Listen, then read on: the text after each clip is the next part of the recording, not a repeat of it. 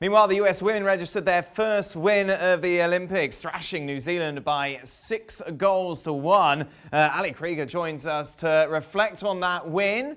Caitlin Murray over on ESPN.com described this as a flattering scoreline for the US women. Yes, it was definitely a great win and a good 3 points to move on, hopefully into the next rounds, guaranteed. I still do think that, some players are not playing with the same confidence and obviously team cohesion that we've seen before. That doesn't mean that they aren't going to find that in the next game or in the next rounds. But I do think there were, still some players, missing that normal confidence that we always see on the ball. But it's a great 3 points, and that's what they needed. And 6 goals to 1 was a good performance and yeah, good moving into the next game against Australia. Who caught the eye for you? Rose Lavelle and Lindsay Horan, I think, had they played really brilliantly. I think Lindsay scoring that goal in her 100th cap was an impact player today. And Rose, I felt like she was more in that central role, getting into the attack, beating lines. She was all over in midfield, even at one point in the sixth, defending. So. I saw her a movement a lot today, and I thought she was much better and good impact into the attack to create those opportunities. We saw a number of changes, of course, from this side, from the defeat against Sweden. Who has played their way into the starting 11 for that game against Australia midweek? I think that was somewhat always planned. I do think that it's important to, give some of those mainstays a rest in order to be fully fit and ready to go versus Australia. But I think that we have such a strong team that I think any player is going to perform well against Australia, and he can count on any of them and trust them that they're going to do their job and do it well.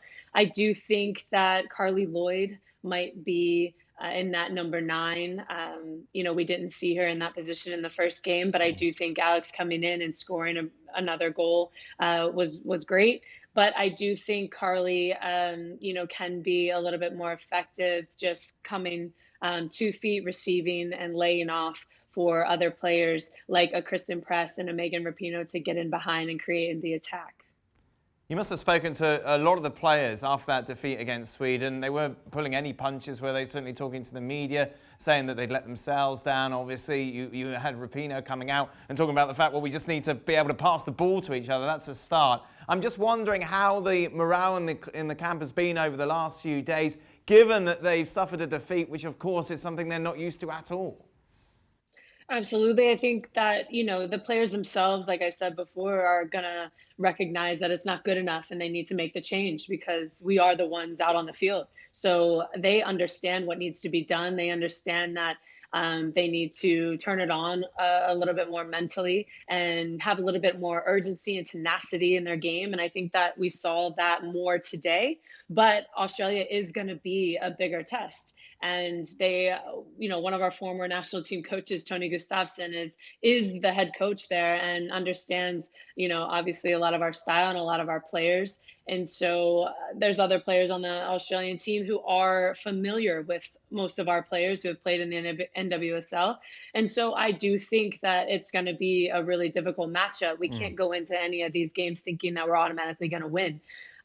So the players do know that there needs to be more. There needs to be more confidence on the ball. There needs to be a willingness to want to succeed. There needs to be a better mentality and that winning mentality and focus that we've seen the past 6 months that I don't know if we've seen that the past 2 games. The way that qualifying works, obviously, it's not really do or die against Australia. I'm just wondering how that might affect the team selection and how you would approach this game.